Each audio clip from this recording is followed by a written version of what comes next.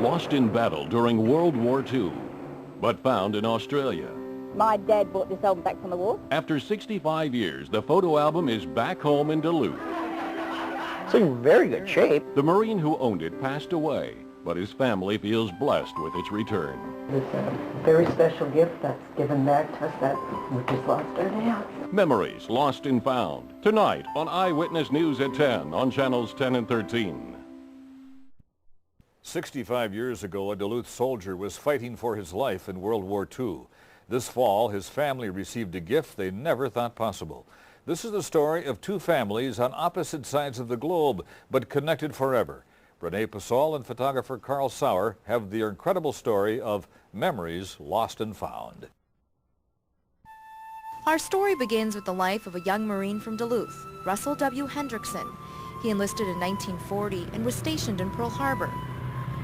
Then he was deployed to Wake Island, a tiny island roughly halfway between the Philippines and Hawaii. He brought along with him the photo album issued to every soldier.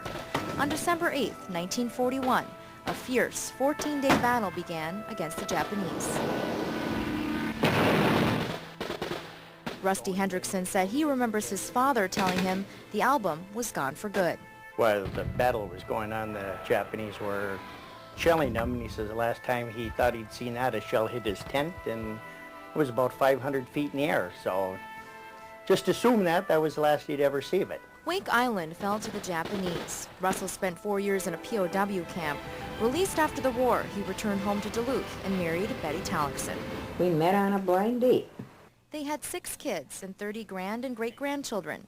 Grandpa would tell them about his missing photo album. Oh yeah, he told me that, and he had, he says that he had like a couple cigar boxes with seashells and stuff like that he was going to bring home too. Now, there was no way to know this at the time, but back during the war, halfway across the world, an Australian soldier had found a photo album. He found it in New Guinea, thousands of miles away from Wake Island, laying in a pile of litter. The soldier, Edward Congdon, brought it home to Australia. His daughter, Faye, says he always wanted to return the album to the original owner. They tried, but raising a family and life's other milestones took center stage. Faye says the album became part of their lives. It's been like a family tradition. This album's always been around. Whenever we moved house, it was always in the hand luggage because it was classed as valuable to us and to the original owner. Faye took over the search 25 years ago, writing to veterans associations and American consulates with no luck. But fate changed with the help of an Australian television program. And it wasn't until I happened to see this show, 6:30 on a Friday night from the ABC in Western Australia, Can We Help You? Said to my husband, you never know, they might have a contact, even though I knew it was kind of just Australia.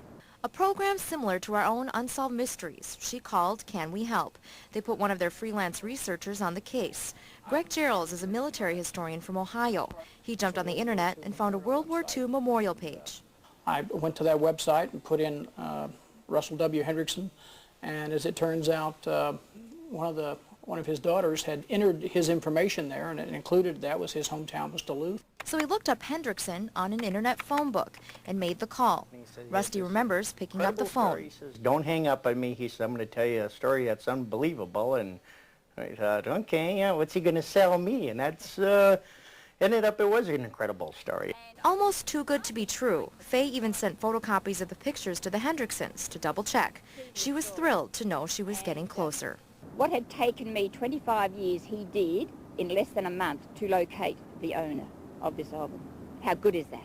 Gerald is modest about his work and credits Faye for her part. To imagine hanging on to something like that for 60 years and never giving up. Faye shipped the album to the Australian Broadcasting Company, who sent it to the States. They wanted Gerald, their historian, to present the album to the Hendricksons. So he flew to Duluth. Many of Russell's family members gathered from across the country as well for the big moment. But it wasn't to be that fateful September day, because the photo album was shipped from Australia to Duluth, Georgia. But finally, a few days late, the album made it to our studios, and we brought it to the Hendricksons. Ready? Oh! They were rewarded with decades-old pictures of friends and family. Oh gosh, a lot of happy memories before the bad things happen. Russell had also collected shots of warships in the Pacific, Pearl Harbor before the attack, and signatures and notes from fellow soldiers. This Irving Silverleaf was in our wedding. The last entry is Edward Congdon, who signed the book after he found it. It's in very good shape. So how did the album make its way from battle-torn Wake Island to New Guinea, where Congdon picked it up? The only thing we can figure is perhaps a Japanese soldier or a Japanese Marine found this on the island after the Americans were all evacuated by the Japanese after they'd been captured, and then took it with him as maybe as a souvenir, and then maybe this Japanese soldier was killed on New Guinea, and maybe that's where Faye's father found it. They may never know for sure. The Hendricksons are grateful Faye never gave up her search. Her father passed away 20 years ago, but he never forgot about the other soldier. My dad would be thrilled to pieces. That was the initial idea. That's what he wanted to do. That's why he brought it back to Australia from New Guinea. Russell passed away earlier this year before word came about his recovered photo album. I would actually like to have seen the look on my father's face, to turn around and put it in his lap and let him see the expression on his face. But the Hendrickson family says they think he does know the album is back home, and they take comfort in that. What a special gift we could have. I mean, it's like a miracle. Like he came back to visit us again in a real special way. 2 soldiers, 2 families, 1 miraculous journey. I'm Renee Pasal for Eyewitness News. That is a fabulous story, and the journey isn't quite over. The photo album will be traveling with relatives across the country in the coming months.